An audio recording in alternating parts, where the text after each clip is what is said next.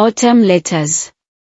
The leaves had just begun to turn gold in Vermont when Emma moved into the little bookstore on Maple Street. It wasn't much, just shelves of old paperbacks, a bell that chimed when someone entered, and the smell of cinnamon from the cafe next door. Every morning, a man named Jack came in at exactly 9:15. He never said much, just bought his black coffee, read in the corner by the window, and left before the rush began.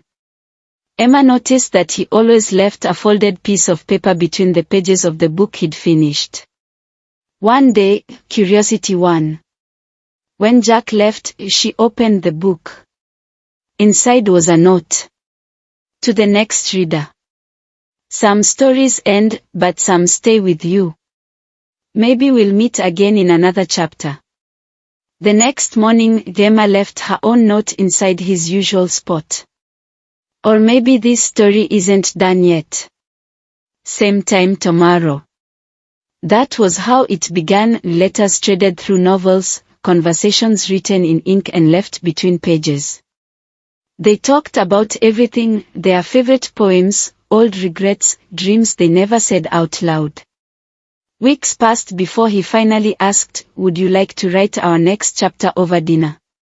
Under the warm glow of the town's autumn lights, they met, not as strangers trading words, but as two hearts that had already fallen in love, one letter at a time.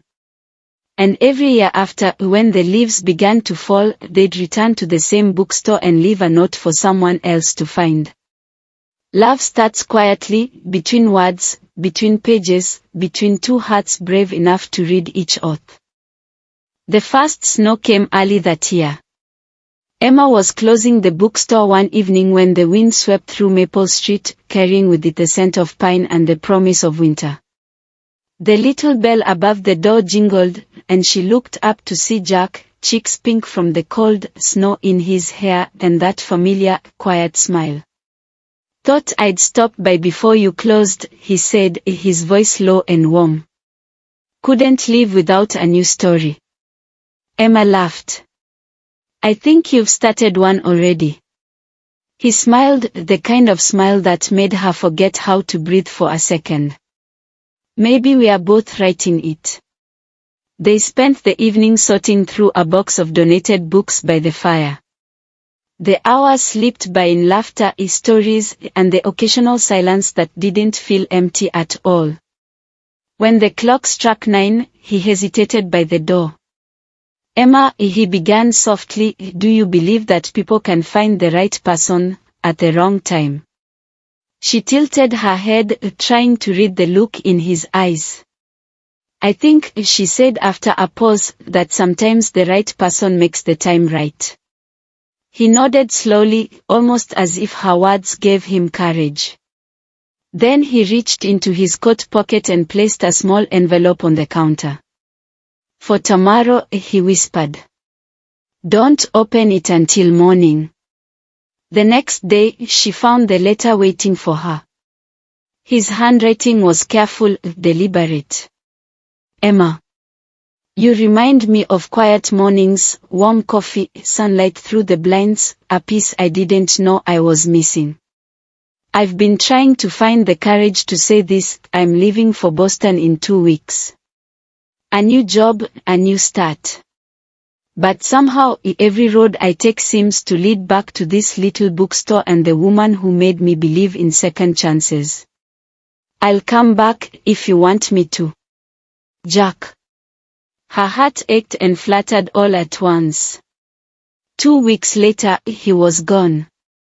The bookstore felt emptier without his coffee cup, without his quiet laughter between the shelves.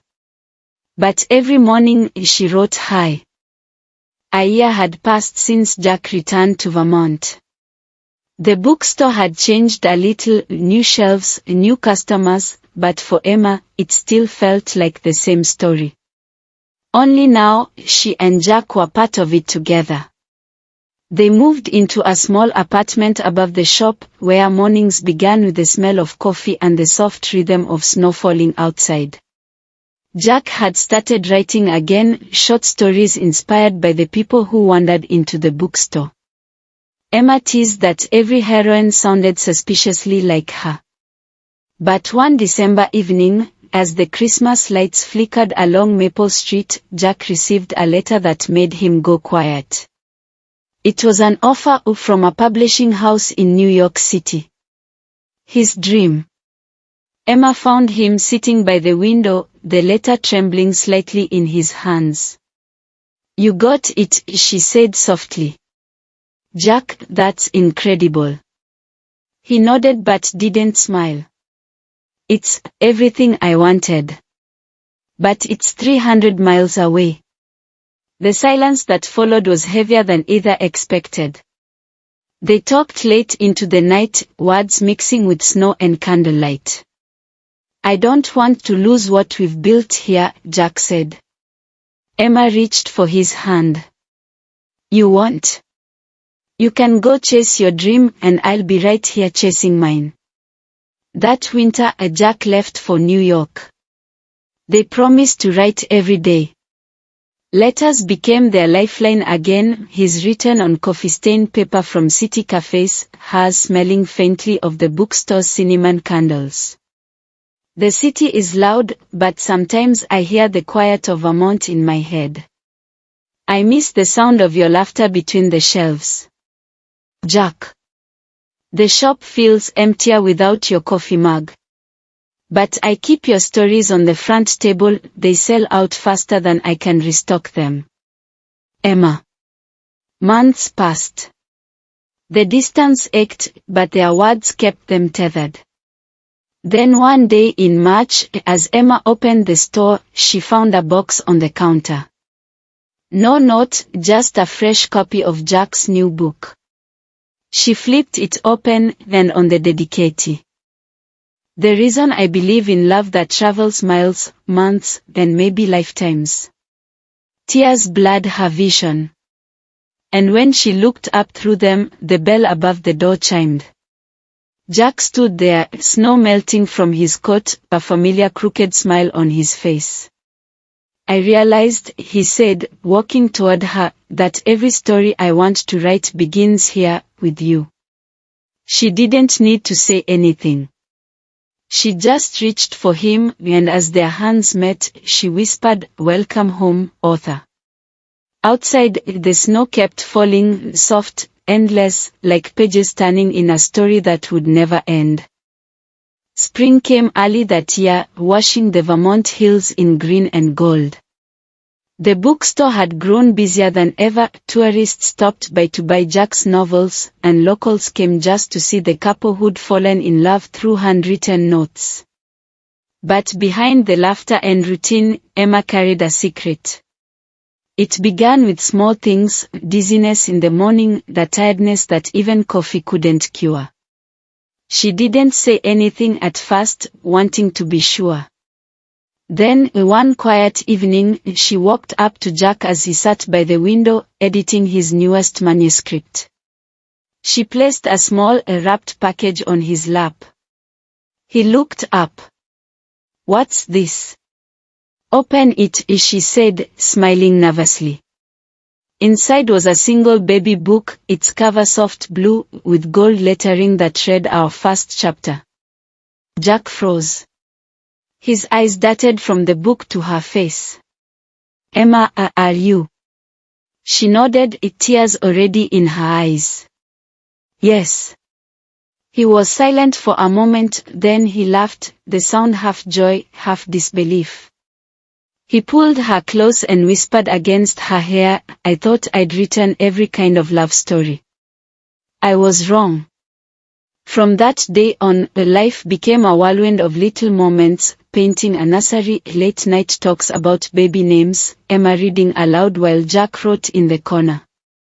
The bookstore became a community project, neighbors brought gifts, and customers left notes of congratulations tucked between the shelves. Then one stormy night in October, almost a year after the day they'd found each other again, the baby arrived. A girl.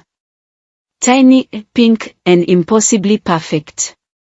Jack held her carefully, his voice breaking as he whispered, "She's our best story yet." They named her Lila Maple, after the street where their love had begun. Years later, the bookstore still stood on that same corner, the bell above the door still chiming with every new visitor. Lila grew up among stories, learning to read before she could tie her shoes. Sometimes, when Emma and Jack weren't looking, she'd slip a note between the pages of a book, a habit she never quite explained. One evening, as the sun set through the window, Jack found one of her notes. In wobbly handwriting, it said, "Dear next reader. My mommy and daddy met in this bookstore. If you ever feel lonely, maybe your story will start here too."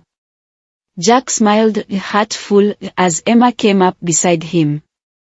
They stood together, watching their daughter chase the last rays of sunlight across the floor. And for the first time in years, Jack didn't think about endings. Only beginnings. Some stories are written in ink. Ours was written in love. Years passed gently, like the turning of well-worn pages. Maple Street changed, new cafes opened, children grew up, the winters felt shorter, but the Maple Street bookshop remained the same. Its windows glowed warm on cold nights, and the familiar bell still chimed with each visitor who stepped inside. Jack and Emma grew older, together. Their laughter softened, their love deepened, and their bookstore became more than a shop, it became a story itself. Lila, their daughter, had inherited her father's gift for writing and her mother's quiet strength. By the time she was 20, she was publishing stories of her own, tales about love found in unexpected places, and the magic of simple things, letters, books, and second chances. One autumn evening, long after closing time, Emma and Jack sat together by the fire, the same place where they had once shared shy glances and secret letters. Jack's hair had turned silver at the edges, and Emma's hands trembled a little when she poured the tea, but her smile was the same, soft, steady, full of life. He handed her a notebook. "What's this?" she asked. "It's my last book," Jack said quietly. "But it isn't fiction." She opened the first page. It read, "For Emma. The woman who taught me that love isn't found in grand gestures or perfect endings, but in the quiet, everyday moments that make a life." Tears filled her eyes as she closed the book. "You always know how to write the right words." He reached for her hand. "You gave me the story to write." Outside, the first leaves of autumn fell, golden, gentle, like blessings from the sky. 10 years later, Lila stood behind the counter of the same little bookstore, sunlight spilling through the windows. Her parents' photograph hung above the register, Emma's head on Jack's shoulder, both of them smiling like they knew the ending would be beautiful. She opened the mail that morning, the letter with no return address, addressed simply to the Maple Street bookshop. Inside was a single note. "I found your parents' story in a second-hand shop in New York. I read every page in one sitting. I didn't think love like that still existed until now. Thank you for reminding me to believe again." Lila smiled, her heart swelling with something old and familiar, the same quiet magic that had filled those shelves for decades. She walked to the corner table and placed the letter inside a book, right where it belonged. "For the next reader," she whispered. The bell above the door chimed, and a young couple walked in, laughing softly, brushing snow from their coats. Lila greeted them warmly and watched as they wandered through the aisles, just like her parents had so many years ago. And for a moment, she could almost hear her mother's laughter, her father's voice, the rustle of pages turning. Because some stories never end. They live on, in the hands that hold them, in the hearts that remember. The end. Love is not a chapter, it is the book itself. You like this love story, so like and share video and subscribe my channel.